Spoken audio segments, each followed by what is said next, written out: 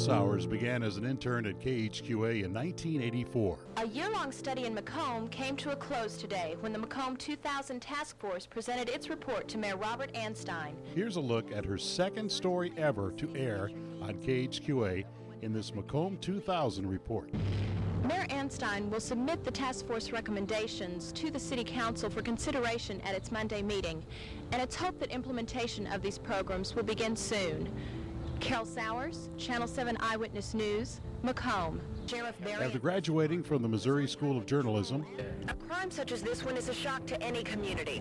Carol started working as a full-time reporter at KHQA, eventually moving her way up to weekend anchor and then 6 o'clock anchor. Thanks, Richard. The only way to describe the aftermath of last night's West Quincy levee break is overwhelming. Her most arduous task came during the flood of 1993, covering the infamous West Quincy levee break, providing up-to-the-minute details to the Tri-States for hours nonstop. With the Quincy Bayview Bridge closed, Quincy Mayor Chuck Schultz says his primary concern now is to restore a local link between Illinois and Missouri.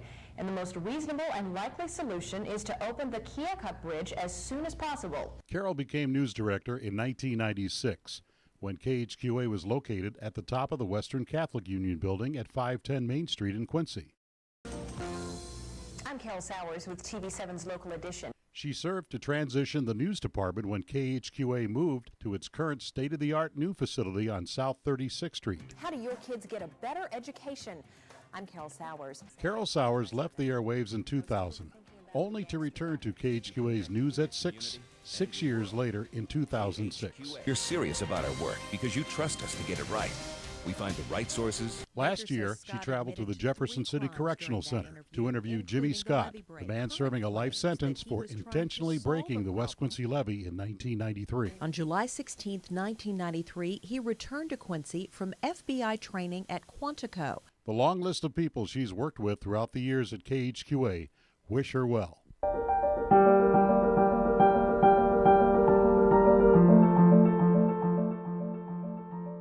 Hi, I'm Randy Phillips. I worked at KHQA between 1982 and 2000.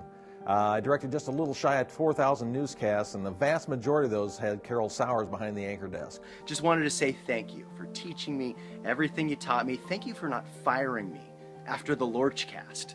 And you're as beautiful and vivacious as you were back when you were working as an intern with me and the Beast on the weekends. Gosh, that seems like only yesterday, doesn't it? Now get real, it seems like 1,000 years ago. I remember your very first day as an intern at KHQA. You had a nurturing, very kind-hearted newsroom to work with you and to help mold you into the woman that you are today, all the way to a superstar in the tri-state area. I came to you, you took a chance on me, and I'm so grateful for that. A young college girl with her first anchoring experience at KHQA. Again, I appreciate all the advice and the tips you gave me, and I have fond memories of sitting in your office. You know, we go way, way back. You've been my boss for many, many years, and you've been my friend all that time too. You were there 20 years ago at my wedding.